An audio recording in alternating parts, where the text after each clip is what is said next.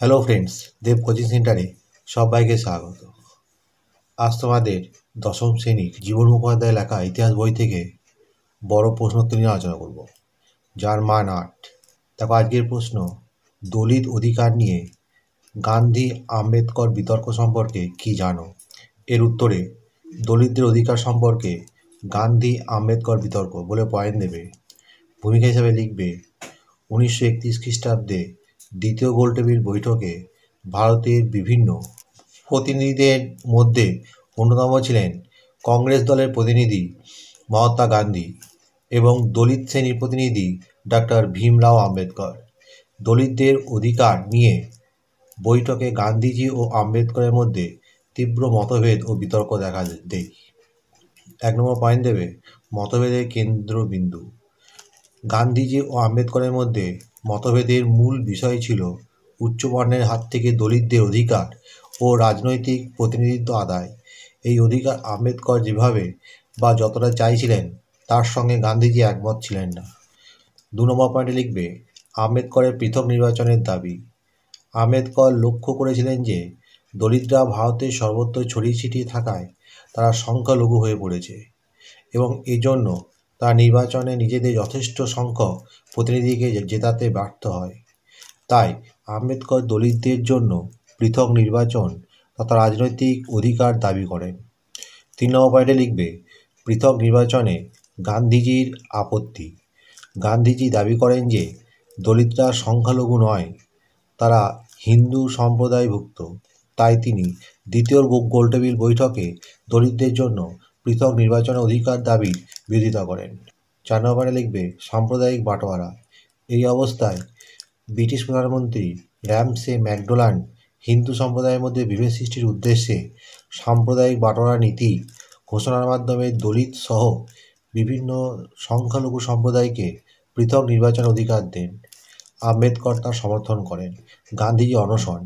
গান্ধীজি মুসলিম ও শিখদের পৃথক নির্বাচন মেনে নিলেও দলিতদের পৃথক নির্বাচনের নীতি বিরোধিতা করে আমরণ অনশন শুরু করেন। এর পরের পয়েন্ট দেবে উপসংহার বলে লিখবে দলিতদের অধিকারের প্রশ্নে গান্ধীজির উদ্যোগকে আম্বেদকর পর্যাপ্ত নয় মনে করে দলিতদের পৃথক নির্বাচনের দাবিতে অটল থাকেন, কিন্তু এর বিরুদ্ধে দীর্ঘ অনশনে গান্ধীজির প্রাণ সংশয় দেখা দিলে আম্বেদকর গান্ধীজির সঙ্গে পুনা চুক্তি স্বাক্ষরের মধ্য দিয়ে পৃথক নির্বাচনের দাবি ত্যাগ করেন। এর পরের প্রশ্ন দেখো, বাংলায় নমশূদ্র আন্দোলন সম্পর্কে কি জানো? এর উত্তরে পয়েন্ট দেবে বাংলায় নমশূদ্র আন্দোলন। ভূমিকা হিসাবে পয়েন্ট দেবে লিখবে ঔপনিবেশিক শাসনকালে বাংলায় হিন্দু জনগোষ্ঠীর একটি বড় অংশই ছিল নিম্নবর্ণের দলিত হিন্দু।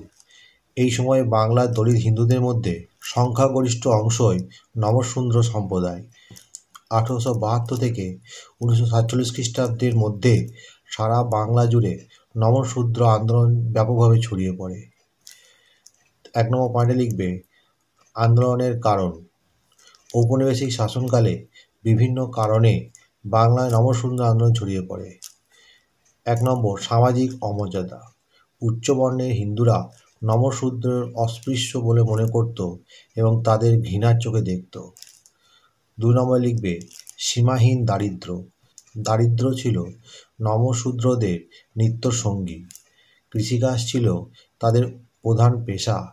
এছাড়া তারা মাছ ধরা, তাঁত বোনা, অন্যের বাড়ি ও জমিতে দিনমজুরের কাজ করা প্রভৃতি অত্যন্ত কম আয়ের পেশার সঙ্গে যুক্ত ছিল। 3 নম্বর লিখবে অর্থনৈতিক শোষণ। দরিদ্র নমশূদ্রদের ওপর জমিদার ও সরকারের তীব্র শোষণ চলত। 4 নম্বর লিখবে সার্বিক দুর্দশা। অশিক্ষা, অচিকিৎসা, সামাজিক অমর্যাদা নমশূদ্রদের জীবন দুর্বিষহ করে তুলেছিল। 2 নম্বর পয়েন্টে লিখবে আন্দোলনের পথে যাত্রা। নমশূদ্র সম্প্রদায় নিজের আর্থসামাজিক দুরবস্থা দূর করার উদ্দেশ্যে সামাজিক আন্দোলন শুরু করে। এই আন্দোলন বিভিন্ন সময় নেতৃত্ব দেন হরিচাঁদ ঠাকুর, গুরুচাঁদ ঠাকুর, রাজেন্দ্রনাথ মণ্ডল, মুকুন্দ বিহারী মল্লিক, বিরাটচন্দ্র মণ্ডল, যোগেন্দ্রনাথ মণ্ডল, প্রমথরঞ্জন ঠাকুর প্রমুখ নমশূদ্র নেতা। 3 নম্বর পয়েন্টে লিখবে আন্দোলনের সূচনা। ফরিদপুর ও বাকরগঞ্জ অঞ্চলে 1872 থেকে 73 খ্রিস্টাব্দে একটি শ্রাদ্ধানুষ্ঠানের ঘটনাকে কেন্দ্র করে নমশূদ্র আন্দোলনের সূচনা হয়। এখানে এক বিশিষ্ট নমশূদ্র নেতা মায়ের শ্রাদ্ধানুষ্ঠানে উচ্চবর্ণের লোকজন আসতে অস্বীকার করে। এরপর নমশূদ্ররা উচ্চবর্ণের সঙ্গে সামাজিক অর্থনৈতিক সম্পর্ক ছিন্ন করে। তারা উঁচু জাতের কৃষিকাজ, ঘর ছাওয়া ও অন্যান্য কাজ করতে অস্বীকার করে। 4 নম্বর লিখবে মতুয়া ধর্মের প্রসার। নমশূদ্র নেতা শ্রী শ্রী হরিচাঁদ ঠাকুর তার অনুগামীদের মধ্যে মতুয়া নামে এক ধর্মীয় ভাবধারা প্রচার করে নমশূদ্রদের ধর্মীয় আদর্শে ঐক্যবদ্ধ করেন। মতুয়া ধর্মকে কেন্দ্র করে নমশূদ্র আন্দোলন সক্রিয় হয়ে ওঠে। হরিচাঁদের পুত্র গুরুচাঁদ ঠাকুর নমশূদ্রদের ঐক্যবদ্ধ হওয়ার পরামর্শ দেন। 5 নম্বর লিখবে চেতনার জাগরণ। হরিচাঁদ ঠাকুর ও তার পুত্র গুরুচাঁদ ঠাকুর উপলব্ধি করেন যে নমশূদ্রদের সচেতন বৃদ্ধির জন্য তাদের মধ্যে শিক্ষার প্রসার খুবই জরুরি। তাই তারা আন্দোলনের বার্তা গ্রামগঞ্জে নমশূদ্রদের মধ্যে প্রচার করেন। তারা সামাজিক সচেতনতা বৃদ্ধির উদ্দেশ্যে নমশূদ্রদের যাত্রাগান, পালাগান, সাপ্তাহিক মুষ্টি সংগ্রহ প্রভৃতি পদক্ষেপ গ্রহণ করতে উদ্বুদ্ধ করে। এর ফলে নমশূদ্রদের মধ্যে সচেতনতা বৃদ্ধি পায়। 6 নম্বর পয়েন্টে লিখবে নমশূদ্র সংগঠন।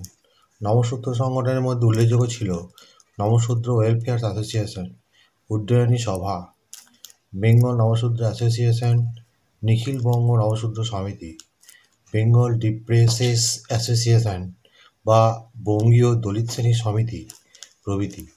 এইসব সংগঠনের উদ্যোগে বিভিন্ন স্থানে নমশূদ্রদের সম্মেলনের আয়োজন হয়। নম্বর পয়েন্টে লিখবে রাজনৈতিক দাবি।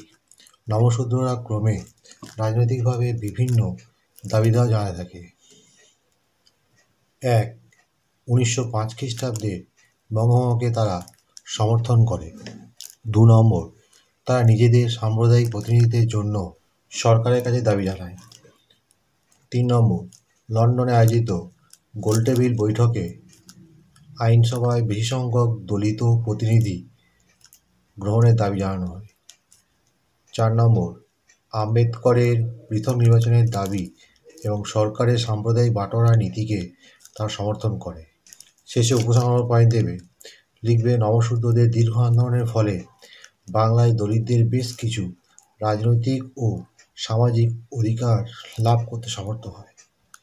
তবে দেশভাগের সময় নমশূদ্র নেতা যোগেন্দ্রনাথ মণ্ডল নমশূদ্রদের পাকিস্তান থেকে যাওয়ার আবেদন জানালে শ্রী শ্রী হরিচাঁদ ঠাকুরের উত্তরসূরি প্রমথরঞ্জন ঠাকুরের নেতৃত্বে নমশূদ্রদের একটি বড় অংশ মাতৃভূমি ছেড়ে উদ্বাস্তু হয়ে পশ্চিমবঙ্গের বিভিন্ন জেলায় আশ্রয় গ্রহণ করে।